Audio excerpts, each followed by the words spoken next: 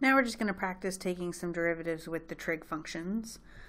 Okay, so we're going to start off by taking the derivative of f of x, which f of x is equal to 3 over x plus 5 sine of x.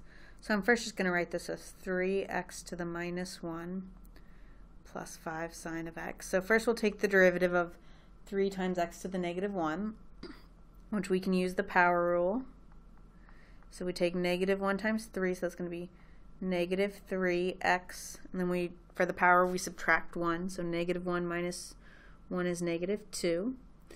Now we want to take the derivative of the 5 sine of x, since we're just adding, so we can leave the 5 alone. We take the derivative of sine of x, which is cosine of x. Okay, so if we want to kind of rewrite this at all, it would be negative 3 over x squared plus 5 cosine of x. Now, all of the other rules that we learned, the product rule, the quotient rule, everything still applies when we have the trig function. So now we want to take the derivative of cosine of x times tangent of x, and we're going to have to use the product rule. Okay, so we think of this like our f and this our g. So our g prime of x, our derivative, we're going to leave cosine of x alone, the first one. We're going to take the derivative of g of x, which derivative of tangent is secant squared of x. Plus, now we're going to take the derivative of the first function of cosine of x, which would be negative sine of x, and we'll leave tangent of x alone. Okay, now, this would be a perfectly acceptable way to write it. The only thing we'd want to do is, if we can use any of our trig identities to simplify it. Remember, secant is 1 over cosine, so if we have cosine times secant squared, that actually simplifies just to secant of x. And then here we would have minus sine of x, tangent of x. Okay, and if we look at another one here, we have 4 times the cube root of x times secant of x. So first I'm just going to write this as 4x to the 1/3 power secant of x. And again, we're going to have to use the product rule because we're multiplying together 4 times the cube root of x times secant of x. So this would be like our f. This would be our g. So for our derivative, we're going to bring the first one down, 4x to the 1/3. And now we need to multiply by the derivative of secant, which is secant of x, tangent of x.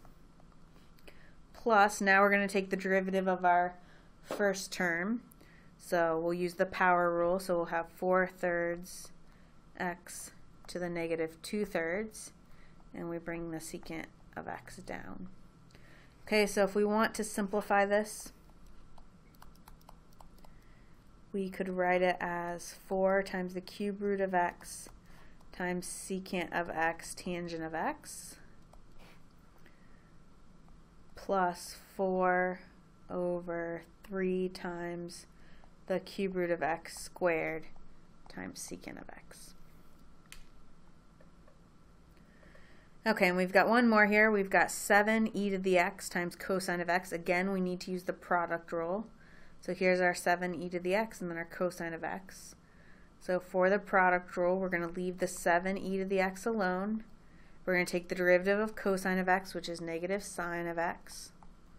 Plus, then we're going to take the derivative of 7e to the x, which remember, easy. So we're going to leave the 7 alone, take the derivative of e to the x, which is just e to the x, and then we'll bring down the cosine. Okay, so we want to be careful with this parentheses because we're not subtracting sine of x, we're multiplying by a negative sine of x, so we can pull a negative out in front and be negative 7e to the x sine of x plus 7e to the x cosine of x. And what you could do is pull out a 7e to the x, and we normally put positive things first, so then you could write it as cosine of x minus sine of x.